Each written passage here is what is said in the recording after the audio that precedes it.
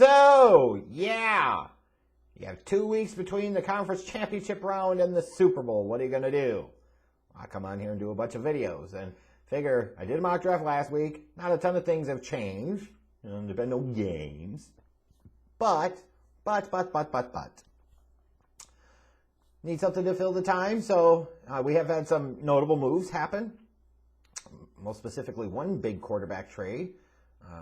So I wanted to come on here and do an updated mock draft. If you want to be caught up on or up to date when I post other mock drafts and other videos, you got scouting reports coming up soon for this draft class. Make sure you smash that subscribe button and follow me on Twitter so that way you're updated on all the happenings and shenanigans that I do. And you can check out my mock draft. It's a one-round mock. It is in the description box below. So what should we talk about? I'm going to just kind of jump around the board here a little bit for this particular one to kind of talk about the reasoning. Nothing's really changed about the number one pick with Trevor Lawrence going to the Jacksonville Jaguars. Could we get interesting? Would Urban Meyer pass on Lawrence to take Justin Fields? Seems unlikely at this point. But here's what I want to ask you guys. Here's a question. You're the Jags. And let's just say you're going through your process and you determine that Trevor Lawrence isn't your QB1 for whatever reason.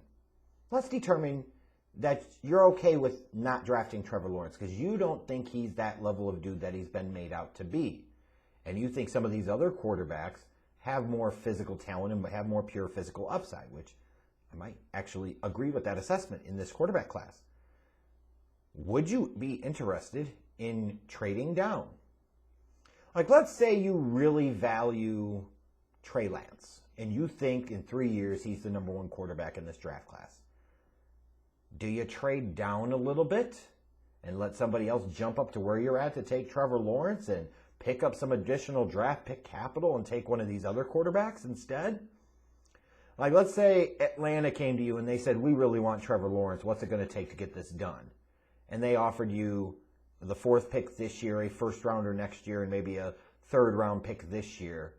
Like, you'd have to consider doing that, wouldn't you? Wouldn't you?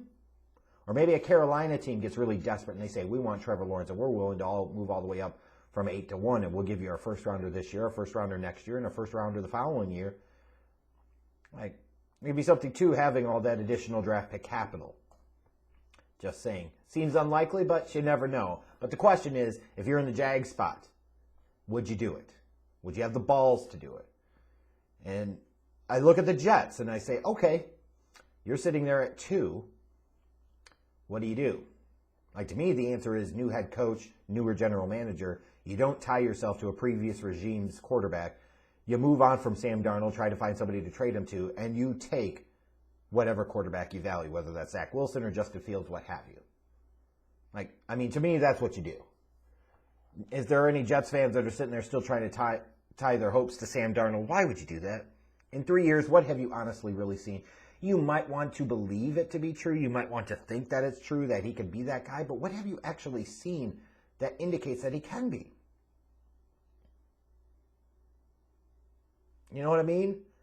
Like, how much more do you want to potentially go down the Sam Darnold rabbit hole here? Just a question. And then you've got quite a bit of buzz, or talk at least, consideration about both the Jets and the Dolphins when it comes to the Deshaun Watson sweepstakes. And would the Miami Dolphins be willing to move on from Tua after 1 year? Like, do they have some doubts that he could be the guy?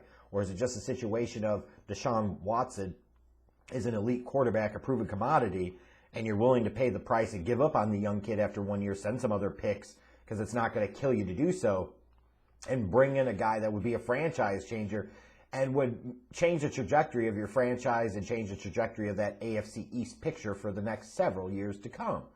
I think it's incredibly tempting. And if they got a chance to jump on it, they have to jump on it. They must absolutely jump on it. Because, maybe Tua can develop into that type of guy. But do you really want to sit around and wait and find out? Or do you want to trade for the proven commodity that has shown they could be elite and bring them into a situation where you won 10 games last year with adequate at best play at the quarterback position? And the answer is pretty easy there. But if I were the Dolphins, I would certainly throw out feelers that I'm potentially interested in this quarterback class if I don't end up pulling off the Deshaun Watson deal, because they're sitting there at the third pick. You know, this is free money for them. This is a bonus pick from the Houston Texans. Why not put out there that you're potentially interested in drafting another quarterback? So let's say Lawrence and Wilson went 1-2 and Fields is sitting there at 3. Maybe get a team like Atlanta to give you something to move down one spot, or you get another team like a Philly or a Carolina or a Denver or what have you to move down several spots. They'll give you even more. I could build on that additional draft pick capital that you got already and continue to increase your position of leverage and power in the NFL draft. I think you got to think about it. Now, you probably sit there right now and say, well, you keep Tua and you build around him and you draft the best offensive skill player at number 3. And that certainly is an argument to make, and it certainly makes sense. And, you know, you probably could justify taking one of those wide receivers in this year's draft class in the top 5. But you definitely, if you're going to keep Tua and you're not going to be able to trade for Deshaun Watson and you're not going to draft another quarterback, you must be heavily invested in getting some offensive skill players around him. You must build up that offense around him. Now, Atlanta at 4, another situation of veteran quarterback. Matt Ryan's 36, I believe. You know, you got a couple of years left on his deal before you get out of it. But can you really pass up on this opportunity with where you're at in the draft, with Arthur Smith, a new head coach, new leadership in the front office? Like, do you really want to ride out the rest of the string with Matt Ryan, or do you want to think about the next 10, 12, 15 years instead of the past 10, 12 years of Matt Ryan? I know what my answer is if you feel confident in one of those quarterbacks, that you take them and you figure it out later. That's what a smart long-term play for an organization would be, and that's what you should be doing. And then we start getting past, once we get past those first 4 picks, and I will call out here that there is certainly a chance that when we get to draft day, that we won't have 3 quarterbacks go in the top 4. This could be a situation where fans and draft media and NFL Twitter are overrating some of these quarterbacks and overrating just how these teams will grade these quarterbacks. So it's possible. But it also could happen that we have 3 quarterbacks go in the top 4. It certainly seems like right now that's how it's lining up, but a lot could change in the next almost 3 months. But as I start to look at like the Cincinnati's, the Philadelphia's, the Detroits of the world, this is where the draft gets a little squirrely for me, because a lot of people are targeting and penciling in the Sewell kid from Oregon to Cincinnati because you're saying, okay, you got to protect Joe Burrow. And I totally agree with that assessment. But if Pitts is the better player, you need weapons there, and you certainly need a big-time tight end there. Are you tempted to take the weapon over the lineman? And who's to say that Sewell is even the top lineman in this draft class? I'm just saying. So what would you do if you're Cincinnati? Do you take a weapon, like a tight end or a wide receiver, or do you take the offensive lineman? Do you pass on the skill player that you think has higher upside and could potentially be a better player for the more sure thing potentially in the offensive lineman that protects your quarterback? It's a fair question. You look at Detroit. Like, now that you brought in Sirianni, I would assume that skill player on offense would be the thought process here, or offensive lineman. Certainly, I think the pick does need to be on the offensive side of the ball, because you've got a quarterback controversy there, so you're certainly not going to draft another quarterback. But assuming you don't deal Carson Wentz, you got to figure out what you're going to do with Carson Wentz and Jalen Hurts, and then once you go with one of those guys, you got to put them in a better position. You got to get them more help. And then Detroit, I think, is kind of interesting too, because again, bringing in Dan Campbell, and you got Brad Holmes, the general manager. They brought in Jared Goff for the here and now. I don't think that precludes them for drafting a quarterback, and I certainly would put the buzz out there for where Detroit is ranked, drafting right now, that if you've got a team that you think might be tempted to move up to go get a Trey Lance, and if you're Detroit, you have to field the offers. Why not? You've got additional draft pick capital the next couple of drafts. Why not boost your position even more in this draft and potentially for future drafts?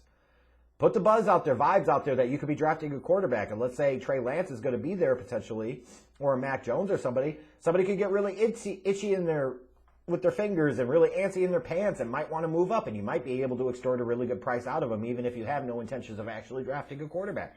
Like, play all sides here.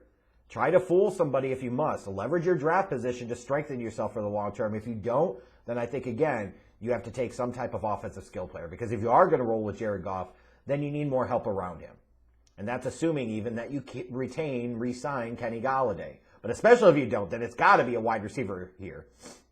Because then you pretty much have T.J. Hawkinson and not much else. some type of offensive skill player. For those that are wondering, you know, like Mac Jones, I'm really having trouble figuring out where Mac Jones goes. Like, could San Francisco take him at 12? Maybe. Could New England take him at 15, which I've got happening here? Certainly. Could Washington take him at 19? Absolutely. Could Chicago take him at 20? If he fell there, I think they would jump on him in a second, but would they trade up for him? Would a team like Pittsburgh be willing to move up and saying, hey, we are truly at the end of the Big Ben era. It's time to prepare for the future, and we don't have that answer on the roster? So I'm really curious to see what happens with Mac Jones's draft stock and maybe Trey Lance's draft stock. Do these guys potentially fall a little bit where it gets really hot and really interesting? Or do these guys go higher and teams really have to get aggressive and move up the board because they can't play? They can't screw around. They can't take chances because they know you either have a quarterback or you don't. And the best way to build your team in today's NFL, unless the GOAT ends up coming to you via free agency like a Tom Brady did to Tampa, is you go the Chiefs route and you draft a Patrick Mahomes and you build the fuck around him. That's what you do. If you want to build a consistent contender and winner, that's what you do. So I'm wondering what you guys would say to some of the questions that I've posed here. In terms of my other picks, like what do you think of them? Do I have guys in the right range, the wrong range? Are there guys that I'm sleeping on, guys that I'm overrating here? Let me know in the comment section. Again, if it's your first time checking me out and you enjoyed my mock draft, smash the subscribe button and follow me on Twitter. I will see you guys later.